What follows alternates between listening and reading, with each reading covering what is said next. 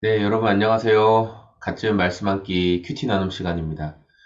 오늘 말씀은 욥기 10장 말씀이고요. 오늘 말씀에서는 욥이 친구들의 욥을 위한다라고 하는 그러한 이야기를 들으면서 답변하는 내용이 기록되어 있습니다. 욥은 지금 굉장히 깊은 그 고통, 그 고난의 상황에 빠져 있기 때문에 이제 그 상황에 완전히 함몰되어서 이제 다른 것들이 점차 보이지 않는 이러한 모습들이 기록되어 있는데요. 1절 말씀해 보니까 산다는 것이 이렇게 괴로우니 나는 이제 원통함을 참지 않고 다 털어놓고 내 영혼의 괴로움을 다 말하겠다. 사는 게 이렇게 괴로운데 내가 나의 이 답답하고 이 억울한 마음을 참을 수가 없다. 그러면서 고백을 하는 거예요. 2절에 내가 하나님께 아뢰겠다. 나를 죄인 취급하지 마십시오. 무슨 일로나 나 같은 자와 다투는지 알려주십시오. 주님, 제가 죄인이 아니지 않습니까? 그런데 왜 저와 이렇게 다투십니까? 왜 저를 이렇게 괴롭게 하십니까? 라며 욥이 지금 자신의 너무 괴로운 상황을 이야기해요. 그러면서 계속 이어지는 내용이 뭐냐면 주님은 아기는 그냥 평안하게 두시고 오히려 나를 이렇게 괴롭게 하시는 걸 보니 사람이 하는 것과 똑같습니다. 여러분 사람도 그렇잖아요. 누가 선인이고 누가 악인인지 몰라요. 그래서 악한 사람은 더 잘해주고 예, 오히려 선한 사람을 학대하고 멸시하는 그런 일이 벌어지는 거죠. 그런 것처럼 하나님도 지금 그런 거 아니십니까? 어떻게 악인이 세운 계획은 잘 되게 하시고 저는 이렇게 괴롭게 하십니까? 이렇게 자신의 막 괴로운 마음을 하나님께 막 쏟아냅니다. 그러면서 좀 결정적으로 욥이 하나님을 향해 괴로움과 아픔의 마음을 쏟아내는 게 있는데 저는 13절 말씀이라고 생각해요. 그러나 지금 생각해보니 주님께서는 늘 나를 해치실 생각을 몰래 품고 계셨습니다. 주님께서는 내가 죄를 짓나 안 짓나 지켜보고 계셨으며 내가 죄를 짓기라도 하면 용서하지 않으실 작정을 하고 계셨습니다. 내가 죄를 짓기만 하면 주님께서는 가차없이 내게 고통을 주시지만 내가 올바른 일을 한다고 해서 주님께서 나를 믿어주시지는 않으셨습니다. 그러니까 이건 욥의 고백이기도 하면서 고난을 당하고 있는 우리들의 고백이기도 한 것 같아요. 여러분 고난을 당해 보셨죠? 예, 우리는 각자 다양한 고난을 당해요. 또 고난의 기간도 어느 기간은 길고 어느 기간은 짧고 정말 각자 다양한 그런 고난의 때를 겪게 되는데 그때 우리의 마음에 드는 생각이 이런 마음인 거예요. 내가 생각해보니까 주님은 늘 나를 해치실 생각을 가지고 있다가 그 마음을 품고 계시다가 내가 죄를 지으면 내가 잘못을 하면 그때 참지 않고 바로 나를 괴롭게 하시는구나. 나를 용서하실 생각이 없구나라는 생각을 우리가 하게 된다는 거죠. 예. 여러분 안 하셔도 저는 그런 생각을 한 적이 있습니다. 하나님이 나한테만 이러시나?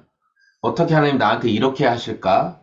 내가 지은 그런 연약함이나 어리석음을 생각지 않고 그런 말을 해요. 물론 지금 욥기의 시작에서부터 욥은 의인이다 라고 분명히 말씀하고 있어요. 욥이 지은 죄 때문에 이 시험을 겪는 게 아니다 라고 분명히 성경은 말씀하고 있어요. 하나님이 그냥 뭔가를 만들어 가시는 과정 가운데 욥을 두셨다.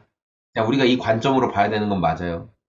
그러나 우리는 대부분 욥과 같지 않죠. 우리는 뭐 욥에 비할 바가 안 됩니다. 일단은 의인이 아니고 네, 내 스스로 의인이 절대 되지 못하고 욥은 죄를 짓지 않았지만 우리는 내 죄로 인해 겪는 심판이나 징계가 훨씬 많은 사람들이죠. 그런 상황에서 이런 마음을 갖게 되는 거예요. 하나님이 늘 이렇게 나에 대해서 나쁜 마음을 갖고 계시는구나. 언제 나를 치실지 몰라. 그래서 뭐 우리가 뭐 그런 거 막 그런 얘기 많이 하잖아요. 공포나 두려움을 팔아서 목회하는 사람들이 있죠. 뭐 주일날 하나님께 예배드리는 그 거룩한 시간에 딴짓했기 때문에 뭐 사고가 났다, 다쳤다, 뭐 경제적인 문제가 생겼다, 뭐 주님 것을 뭐 도둑질했으니까 어쩌다 저쩌다. 이거는 그냥 모든 걸 다 그렇게 보편적으로 다 적용할 수 있는 건 아니거든요. 그런데 그런 식으로 말을 하는 거예요. 아주 그렇게 궁색한 말을 할 수밖에 없는 거죠. 하나님에 대한 오해, 하나님에 대한 잘못된 생각. 우리가 고난에 빠지면 그것은 자신을 막 굉장히 불쌍하게 여기게 되고 나만 이런 어려움을 겪고 있어 라면서 이 고난이 자꾸만 우리를 더 어둠 속으로 끌어내려갑니다. 야, 너만 겪는 거야. 그러면서 하나님도 너 안 도와주시고 하나님도 너에 대해서 이런 나쁜 마음을 가지고 계셔. 언제든 너 심판하려고 벼르고 계셨어. 이런 식으로. 우리 오늘 이 말씀을 통해서 하나님의 변하지 않는 그 성품, 하나님의 변하지 않는 성품을 무엇으로 알 수 있어요? 예수님으로 알 수 있어요. 예수님. 여러분, 예수님은 죽으시고 부활하셨죠. 예수님이 죽으시고 부활하셨다는 것은 예수님에게 죄가 없다는 거예요. 사람은 자기 죄 때문에 죽는 거거든요.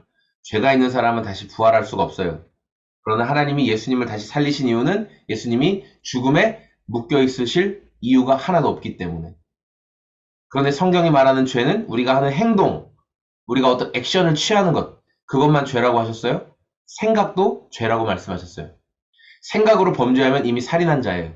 그런데 예수님은 행동으로도 생각으로도 범죄하지 않으셨기 때문에 하나님께서 예수님을 살리신 거예요. 그분은 모든 면에서 완전하게 죄를 짓지 않으셨어요. 그 완전하게 죄를 짓지 않은 아들, 그 아들을 우리에게 내어 주어서 죽기까지 우리를 사랑하신 하나님의 마음이 있다는 거예요. 그 아들을 내어 줌으로 우리를 살리시려고 그 아들을 내어 줌으로 우리의 죄를 그 아들에게 전부 지우시고, 아들은 죄가 없는데 그 아들에게 우리의 죄를 다 감당하게 하시고 죽게 하신 분이 하나님이시다. 그 정도로 하나님은 우리를 향한 놀라운 사랑을 갖고 계신 분이라는 겁니다. 우리가 예수님이 행하신, 하나님이 예수님을 통해 보여주신 그 십자가의 사랑을 고난의 때에도 놓치지 않길 원합니다. 주님, 제가 이 마음은 놓치지 않게 도와주세요. 고난이 깊어질수록 아들 예수 그리스도의 십자가를 바라볼 수 있는 믿음을 저희에게 더하여 주십시오. 그 십자가로 인해, 그 십자가의 사랑으로 인해, 예수님의 죽으시고 부활하신 놀라운 사랑으로 인해 우리를 향한 하나님의 사랑을 의심치 않게 하여 주십시오. 그런 믿음으로 오늘을 살아가는, 그런 은혜를 구하는 저와 여러분의 하루가 다 되시기를 소망합니다. 감사합니다. 안녕히 계세요.